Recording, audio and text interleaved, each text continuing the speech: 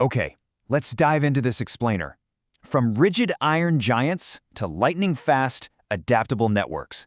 Today, we're tracing the exact evolutionary steps of industrial machining to uncover how automation went from a total hardware headache to a full-on digital revolution. Think about it for a second. If you walk into a machine shop today versus, say, 50 years ago, what actually separates the machines you see? It's not the metal they cut, it's the brains behind the operation. How exactly did we evolve from basic, rigid, automated movements to highly complex, computer-driven precision? To answer that, we're going to explore how manufacturing fundamentally changed by comparing the rigid baseline of older numerical control, or NC, with the dynamic flexibility of computer numerical control, or CNC. This specific leap, understanding exactly how NC differs from CNC, is arguably the most critical shift in modern manufacturing history, and we're going to break down exactly why. Section 1. Meet numerical control, the baseline of automation. To really appreciate where we are today, we kind of have to start at the foundation. Early numerical control relied entirely on physical hardware to automate movements.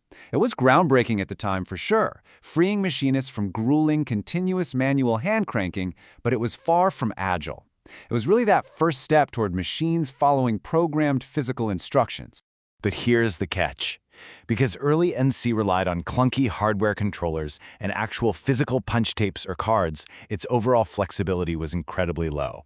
You couldn't just drag and drop a CAD file. You had to feed instructions physically, line by physical line, into a loud clanking reader.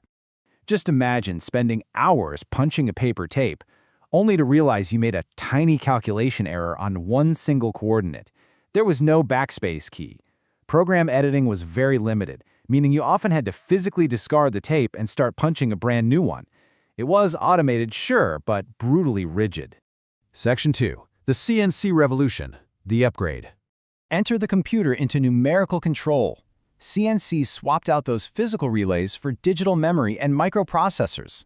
Suddenly, the factory floor was driven by dynamic computing power rather than fixed hardware logic. This was a massive game changer. Swapping a basic hardware controller for a microprocessor was literally the spark that ignited modern manufacturing. You now had a silicon brain inside the machine capable of processing complex geometries, interpolating toolpaths, and making real-time, on-the-fly adjustments. This completely flipped the workflow on the factory floor. Step 1, input shifted to digital memory, USBs or network drops. Step 2, this meant a machinist could edit a program right at the console screen in seconds. Swapping between entirely different complex part designs went from taking hours to taking mere minutes. And step 3, that led to high automation and incredible flexibility.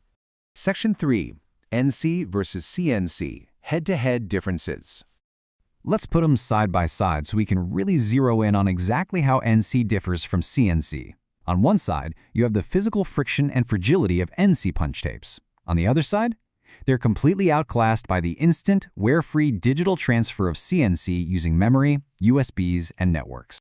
At its core, the difference comes down to the controller. It's a shift from hardware-based, rigid, hardwired NC circuits to the computer and programmable microprocessors of CNC. That silicon brain is what unlocked the multi-axis complex geometry that defines everything from modern aerospace components to the consumer electronics in your pocket. Ultimately, this technological leap took us from a state of low flexibility in NC to the near-infinite high flexibility of CNC. In a modern landscape where mass customization and rapid prototyping dictate who survives in business, this high flexibility isn't just a luxury, it is the bare minimum. Looking at the complete picture here, we see a systematic upgrade across every single metric. Hardware-based controllers leveled up to computers and microprocessors. Punch tapes moved to memory and USBs. Program editing went from very limited to incredibly easy. And overall automation jumped from moderate right up to high. The computers systematically eliminated the bottlenecks of the older generation.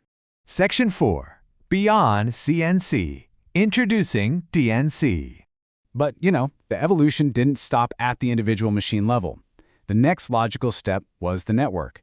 Direct or distributed numerical control, DNC for short, is essentially a central computer or network controlling multiple CNC machines or factory systems all at once.